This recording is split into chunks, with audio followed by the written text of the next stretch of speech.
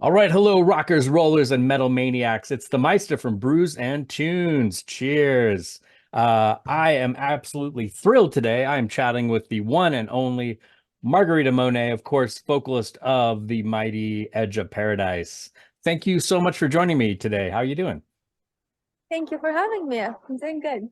Good, good. Yeah, I'm really excited. I've been really excited to chat with you for a long time. So, yeah, first, I just want to congratulate you and the band on another great album. Of course, the Hologram album came out in what, July? I think it was in July. I have a terrible sense of time, but yeah, great album. And it seems to be tracking really well. And I know you guys just finished up a big tour with Dragon Force promoting the album. So, yeah, so congratulations on that. And yeah, how was the tour? Yeah, how did that go? Well, thank you. First of all, I really appreciate you saying all of that. I'm really happy you liked the album. The tour was really amazing. It was a great package. It just all the bands. I feel like it was a epic night of metal, and it was super fun. Because we had Nanowar of Steel, who are, they bring so much uplifting energy. Then Amaranth, who like really, it's just onslaught of music, and of course Dragon Force. They're just so much fun. Yeah. The tour overall was great. We had a lot of sold out shows. The crowds were awesome. Yeah, we were super good time. So we're excited to get back out there next year as well. Nice. Yeah, and speaking of that, I know you announced the band announced recently you have some tours lined up, I think in Europe, right? No, actually, we announced a US tour, and then we have one Canada date, and Oh, it's okay. with the band Firewind. It's Gus G's band. Oh, nice. So yeah, we're excited for that, and we will have Europe dates. Still working on that, Oh, okay. so Cool. there's gonna be a lot of touring. Yeah. Nice, nice. And when does that new tour start with Firewind? So the US one in April, it goes from April into May. Oh, great. And yeah, we're working on more dates, so hopefully we'll be announcing more tour dates soon. Nice, nice. Yeah, that's the thing I think is it's been really exciting to watch the growth of the band over the last, well, it's been what now, 12 years, I think, which is amazing. To think it's been that long. I mean it's great, but it's like, wow, 12 years went by really fast. Yeah. Um, Well, I mean, it's weird to look back because looking back, the band itself, I think really, as the band, as people kind of know it now, I think that's sort of been going on maybe since 2017 because, with the lineup and with the current sound. Because before that, like, Dave and I, we met 12 years ago, right. but as you can imagine, it takes years to just kind of get to know each other, to get to figure out what you want to, what kind of music you want to write. And we came from such different backgrounds. And I was doing my thing, Dave was in metal. I wasn't even thinking about having a band. So I think really as this current sound and it's Edge of Paradise, really it's been since 2017 because when you listen to the music from before that, it just doesn't even sound like us at all. Right. It's Yeah, the earlier stuff, yeah, it does have a different vibe to it, that's for sure. But yeah, I think it seems like especially like in the last couple of years, it seems like you guys have made a really big splash, like, in the scene and like a lot of headlines about the band, a lot of big tours. So that it's just exciting. It's really cool to see that, to see that, I guess taking off like you are. So yeah, hopefully you continue onward and upward with what you're doing. That's great. Yeah, very cool. And I was curious, you mentioned getting together, meeting Dave in 2011. I was kind of curious, like what the origins, and as you mentioned, the band has changed, it's evolved, different members, but you and Dave have been the constant. And I was curious, like, how did that come about? How did you get in? How did you guys meet? How did Edge of Paradise start? What was the impetus of that? So I used to live in New York and I went to college there. I played classical piano my whole life, but my focus was I was in theater and I took astronomy classes and just all kinds of things. Then all of a sudden, I don't know why, still I decided to move to Los Angeles. And I was just, like you move to LA, it's a whole new city. It's very different from New York in a lot of ways.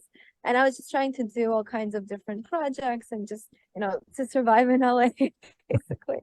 And I came upon this it was like a dance group, musical group sort of thing, and we used to perform at like fashion shows and completely different than a band. Right. But they were working with a producer, and the producer knew I could play the piano, and he approached me and was like, would you like to work on a song, to write a song together? And I kind of it piqued my interest, so I said yes, of course, and we made a song, and it sort of became more of a rock song. And then the producer was like, well, we might want to find a guitar player who could do like a cool solo on it. And I was like, yeah, that'd be cool, I guess. And his studio was in Thousand Oaks, and there was like in Thousand Oaks in California, and there was a music store not too far from it, and I think he needed to grab a cable or something, so we ended up going to that music store, and we saw Dave doing a guitar clinic, a workshop, and he was playing Welcome to the Jungle. And the producer was like, okay, we need that guy, because when you heard him play, he was like, we want to ask him. And that's kind of how Dave and I met. And Dave had a band with Robin McCauley and Greg Bissonette, and all those guys. They kind of went on tour with, like, Robin went on tour with Survivor, and everybody was doing their own thing. So Dave was, I feel like he was looking for someone who could really dedicate the time to create something and take it all the way. And I wanted to create something, I just didn't really know what, because when I was in LA, when you're doing acting or other things, you kind of rely on other people, and I feel like I was always a creator in that sort of sense, where I wanted to kind of create my own things. And our visions aligned at that point, but it took years to figure out what we wanted the sound to be. Wow, that's cool. It's just so amazing that it was by chance, really, that you happen to go, the producer goes into a music store looking for a cable and like, oh, this is the guitar player we need. And yeah, as you mentioned, he was, I think it was Bleed, right? That was the band he had. Yeah, and it was, kind of not falling apart, but I mean, yeah, people were doing different things. And so he was looking for something else. And it's just amazing that you both, kind of came together like that, just by chance, kismet, I guess you could say. It's really cool. It's really, it's Yeah, exciting. chance, my life just kind of took a different turn than I've ever expected. So. Yeah. I was really curious about, because I've read that before, that yeah, you're obviously you mentioned you're classically trained both as a pianist and are you also classically trained as a vocalist? No, I never, Oh, I mean, I sang like for example, when I lived in Moscow, I used to go to music school, for piano, but there, like, you take different classes, you take theory, you take vocal, choir, oh, kinds of different things. So I sang in that sort of a way. And then in high school, I did some musical theater, but nothing ever serious. And I've never really had like any formal training. So wow. that's another thing. It took me really years to develop as a singer, because I never really looked to do that. So I had to really work on figuring out what I wanted to sound like and what I could do, and just evolve. Yeah, wow, that's impressive. I had no idea, because you have such a huge range and such a bombastic vocal I mean, prowess. I mean, you have, I mean, that's amazing that it was something that you kind of decided to do later, and not that I would have assumed you had had a lot of training. That's interesting. It's so funny, because I feel like I probably did a lot of wrong things when I started singing. And what I kind of achieved, well, and when I went to NYU for a theater, we had this breathing class. And I feel like that helped me because a lot of breathing is involved in singing. So in that regard, I attribute that like with, working your lungs and, that sort of sets of muscles. So I had that sort of training, but when we were in studio recording, I kind of always had the mindset that what I heard in my head of like the melodies and the songs, it would really frustrate me if I couldn't do it with my voice. So no matter what, I kind of figured out how to do it. And I feel like a lot of the times it was probably something, maybe it was either bad for your voice or just like something you're not really supposed to do. And over time, I kind of figured out those things, and I figured out the right way to do things. But it took a lot of trial and error, and a lot of me kind of really pushing myself and breaking down a lot of barriers. And in a way that kind of really helped me, because I feel like if someone just told me, no, that's wrong, don't do it, maybe I would have never evolved in that way. Hmm. So I don't know. It's just kind of interesting to look back Yeah. on, the path to wherever I am now. Yeah, that's really cool. That's interesting. You said something earlier I wanted to circle back to. You talked about the evolution of the sound of the music for the band that you and Dave have created over the years. And that's one thing that really attracted me to the music of Edge of Paradise was it's different than a lot of other bands, a lot of especially what's happening right now, I think in the world musically, especially metal and hard rock. You guys have a very distinct, interesting, unique sound, and I think it's because you've combined several elements, like some industrial kind of 90s industrial sound a little bit, got some goth, definitely symphonic metal, and then just kind of straight ahead, hard rock, which I think is really cool. Did you did it just sort of happen that way, or was it kind of a conscious effort where you're like, okay, we want to sound like this? Kind of how did that happen? I'm really curious how that developed. Um, well, first of all, thank you for the compliments, because it's always been our goal and our uh sort of mission to create something that's unique to us. And part of it, I think, is the backgrounds. Like Dave, he brings the rock element, the metal element. Uh, he grew up on Steve Vai, on Black Sabbath. Um, so his guitar work is based in that, but I feel like he also brings a lot of that, the modern element, because he loves, heavier music as well, and kind of the modern metal bands. And he plays a 7 string, and he's always like trying to evolve in his playing. And then for me, I feel like the classical element, like the melodies, I feel like that comes from all the classical music that I've played throughout the years, and I grew up listening to that. So I think subconsciously it's always kind of in the back of my mind. So I'm sure it kind of influences the melodies I make. And Yeah. also, I'm a huge fan of movie soundtracks. I love, like, one of my favorites is Requiem for a Dream. Like, I love Clint Hmm. Mansell, I love Hans Zimmer. So when I make the songs, I love to kind of create that cinematic arrangement first, like on my keyboard, and then sometimes I record the vocals first, just so that cinematic arrangement, and kind of pushes me to create the melodies and the lyrics that sort of match the cinematic sound of the instrumental track that I have. And then Dave brings that rock and metal elements to it. And then we just keep evolving the song with the band until it becomes what it is. Nice. But yeah, I just think it's just, different backgrounds that Yeah, I we love have. that. I love that combination of sound. I think it's cool. And yeah, and you definitely do you get that sense of a kind of the cinematic, bombastic.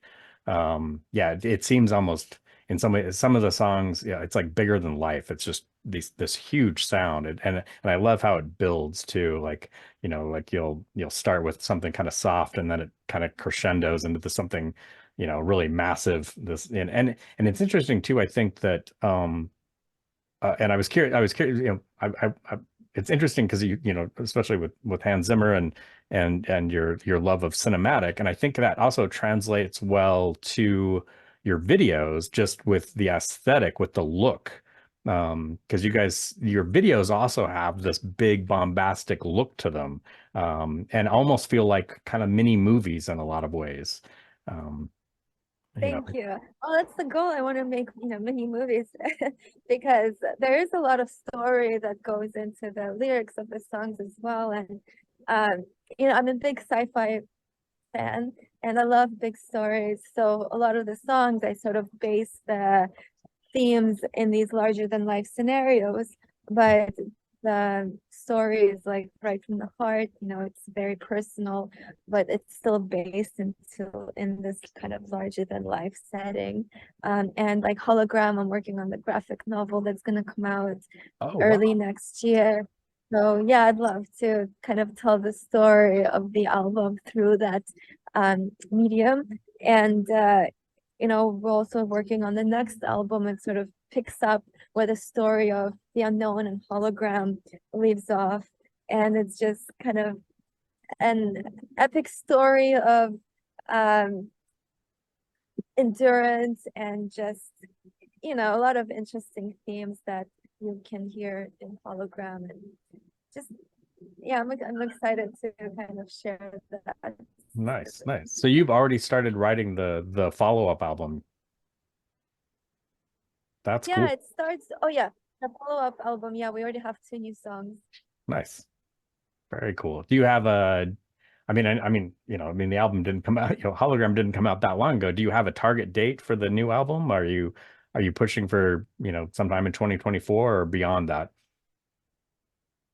Yeah, well, we definitely want to release something before Firewind tour. So we'll probably have a single and the album might go on pre-sale. I'm not sure, but we're definitely aiming to have the album finished by the summer, Cool. maybe fall. I don't know. Yeah, I have a lot of song ideas. It's just a matter of dedicating that time to record.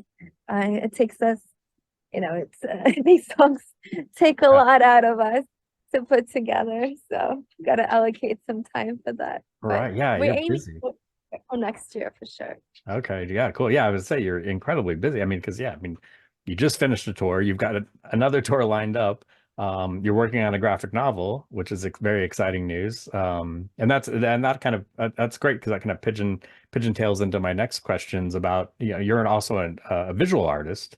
And so with the graphic novel, will you be doing the art or some of the art for the graphic novel?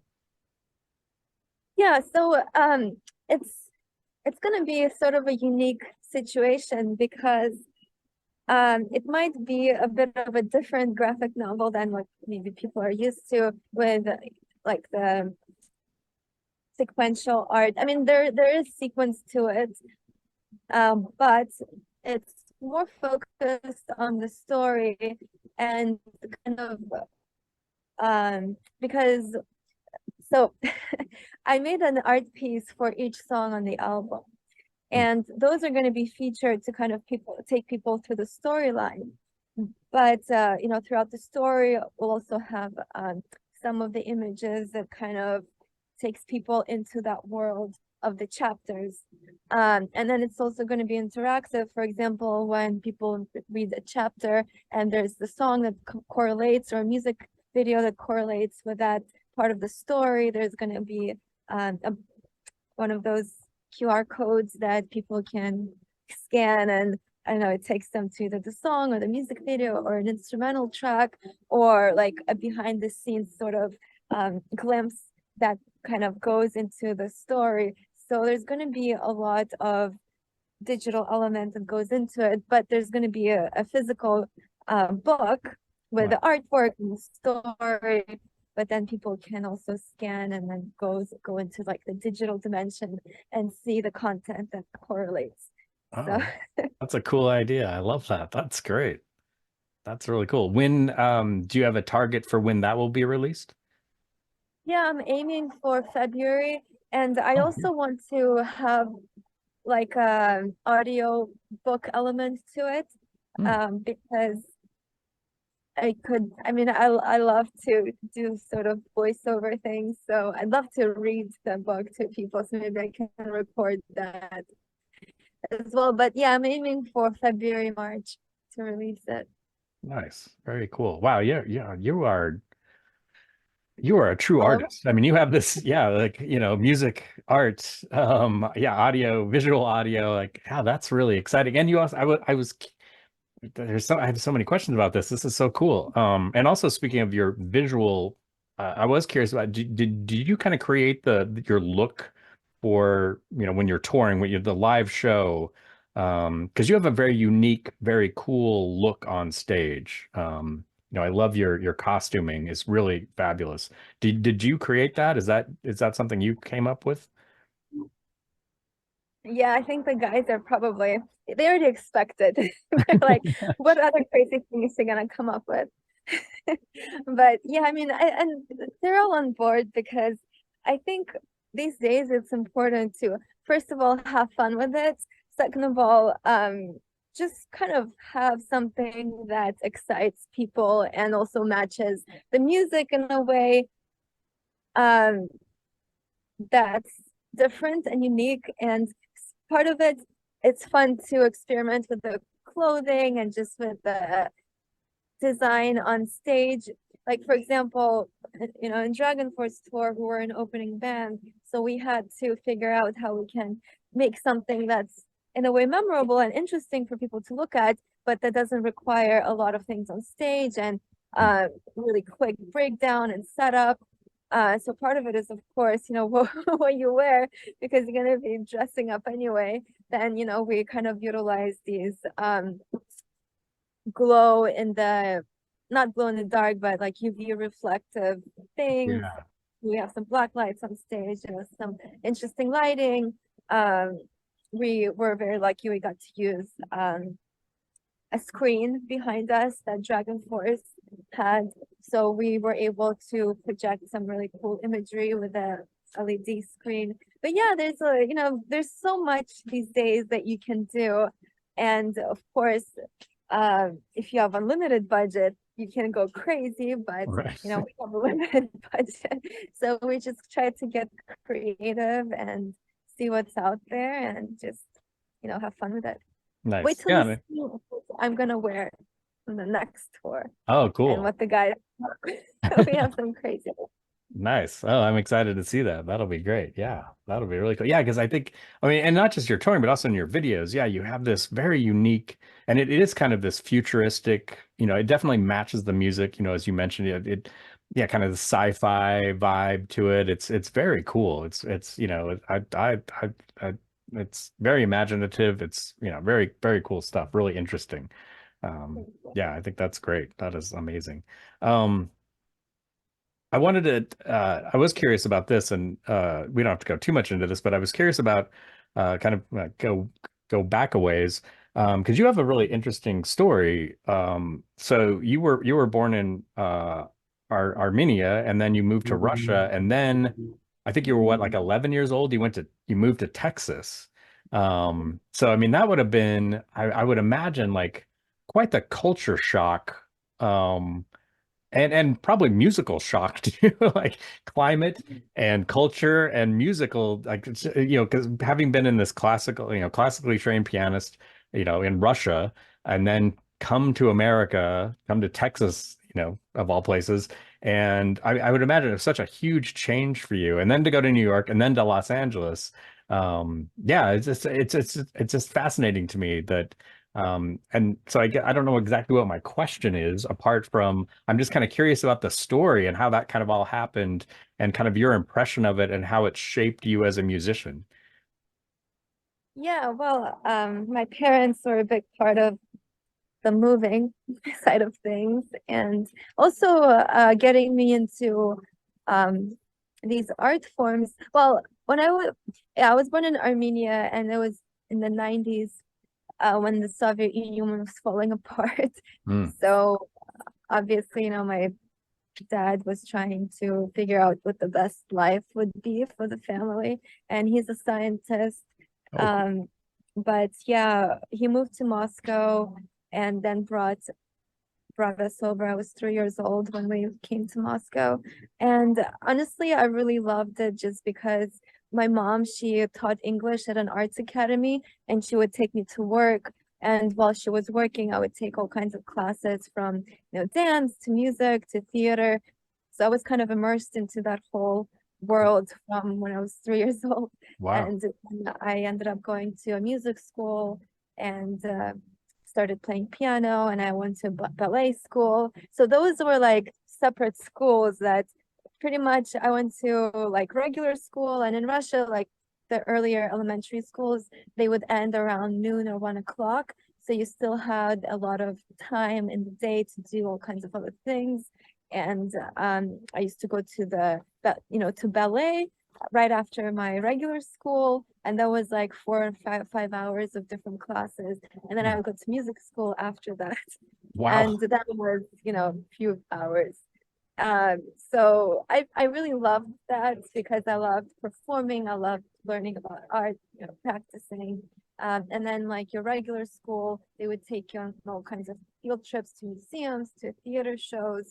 So I was like surrounded by performance and culture, just art growing up. And when we moved to Texas, I sort of missed all of that because it was a very different lifestyle. But eventually I ended up going to a performing arts high school, Hmm. and I, loved to immerse myself back into that. And I continued to play piano, and I did like different competitions and all that sort of a thing. But I kind of missed that uh, on the go lifestyle where you're surrounded by all of this. So that's why I really wanted to go to New York, because it really reminded me of how I grew up, and I really loved living in New York. Um, and then yeah, I moved to LA, and uh, so now here I am. Nice. But yeah. Did you, I mean, obviously, you play classical music, classical piano, and you probably listen to a lot of that. Did you listen to rock music and heavy metal music as a kid? Not really, but my dad, he had a guitar, and my dad liked, a lot of Led Zeppelin. My mom liked Queen. So I did hear it, but honestly, I wasn't really into it because I was just really into what I was doing, and it was all, classical piano. And I really loved when orchestras would do renditions of rock songs. For example, I heard an orchestra do Kashmir, and I Oh, was completely obsessed with it. But then, like when I went to high school and college, I started discovering that heavier, music and rock, and I was really in love with Symphony X. I was blown hmm. away by all the crazy keyboard solos. I went through a Marilyn Manson phase. I loved Korn. So yeah, like growing up, I wasn't really into rock, but then when I really discovered it, I fell in love. And yeah, I started listening to all kinds of things. But that's why like right now, I don't really have like one genre of music I listen to. I love all kinds of different things, from rock to, metal, power metal, classical, movie soundtracks. As long as I like it, I like Nice. it. I like Massive Attack. Um, so yeah. Very cool. Right. Do you have any, are there any specific like vocalists that inspire you or, that you listen to a lot of? Yeah, well, I loved Robert Plant growing up. Like later when I heard my dad play the song, that was like, that guy does crazy vocals. Yeah. So I really love that stuff. That when we started the band, Dave, he introduced me to Ronnie James Dio and Black Sabbath with Dio, and I was like obsessed with Ronnie Nice. James Dio's voice. I just love that power and attitude. So I always try to uh, kind of do that when I sing. For me, it's really important, really fueling each word with a lot of feeling, because like I didn't really start as a singer. Like I couldn't, you look on like American Idol and they have like amazing singers do all kinds of crazy stuff. So for me, I just wanted to make people feel with what I was saying. That was like my main thing. Yeah. So yeah. Which I think is, and nothing against, like you mentioned, like American Idol or those, classically trained vocalists or whatever, but I I guess I prefer people that where it comes from the heart and it's very emotionally driven, like your vocals. It feels very real and very emotive, and you do have a really amazing range. But yeah, I love the emotions that you bring across in your music. I think that's important for me as a listener. Thank So you so much. yeah, I think it's really cool. Um, yeah, nice. So have sorry, and I'm kind of jumping around here, but uh, kind of to circle back to the art, your visual art, your paintings. Have you always been a painter? Is that something that is that a newer thing for you, or have you always been a painter? My mom always painted growing up, so I would paint with her, but I never decided to kind of pursue that or anything like that. I think a few years ago, I just posted something on the internet and someone was like, "That's really cool. Can I buy it?" I was Nice. surprised by it. But people started showing interest in it, and I love to paint. So it kind of gave me an excuse to allocate time for that. And then I think I don't remember. I think it was with the unknown that I was like, I'm gonna make an art piece for each song, and really kind of incorporate that with the release of the album. And ever since that, oh, I think it was with Universe actually. We did this special edition box sets, and I actually painted. I got these wooden boxes, and I painted each box in the theme of the song. And when people did these pre-orders, um, the special box set was a painted box. That's cool. So yeah, and ever since then, I was like, I really love to paint, and people seem to like it, and I started incorporating it, and it kind of took off from there, and Yeah, now I'm painting every day. nice. Yeah, you have some really cool stuff.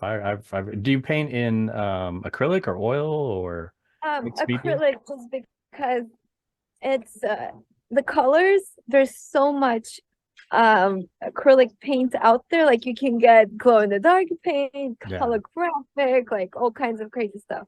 And of course with oil paint you can achieve that as well, but I feel like it's more time consuming. And with acrylic you kind of get that really stunning visual. And I spray it with an acrylic sealant, that way the paint will stay looking that way for Nice. years and years and years. So I don't think it'll fade or anything like that. So Yeah. And yeah. the nice thing, acrylic dries fast. I paint in oils and it takes Oh, forever to dry. It's like you paint and then like, all right, you got to leave this, especially if you're doing layers, like, all right, I got to leave it for a week. I can't touch it. So, exactly. yeah. I do a lot of layers, and I use a lot of paint, so it's really helpful that it dries so fast. Nice. Yeah, you have some really cool stuff. And for those watching this, if you go to the Edge of Paradise website, and there'll be a link in the bottom in the description, you can check out Margarita's art, and you can actually buy it too, which is great. There's some really, really cool stuff in there, especially if you're into kind of sci-fi and fantasy stuff, you'll totally dig it. It's badass. I love it. In fact, I need to buy some. There are a few that I really like a lot, so I need to grab some of that. I love the one kind of Tron inspired with the motorcycle, the light cycle. That is a really Okay, cool yeah. painting. That was for the Digital Paradise Yeah, song. very cool. I love that one. That one was great. Nice. Well, very cool. Um, well, Margarita, thank you so very much for chatting with me today. This has been an absolute pleasure. For those of you watching, as I mentioned before, look in the description below. There's links you can check out. If you're not familiar with Edge of Paradise, check them out. Really cool stuff. Check out their videos. I mean, one, just musically, they're amazing, but also just visually, they're really fun to watch, really interesting. And then, yeah, check out Margarita's art. And if you're in America or Canada, North America, look for the tour coming up in April.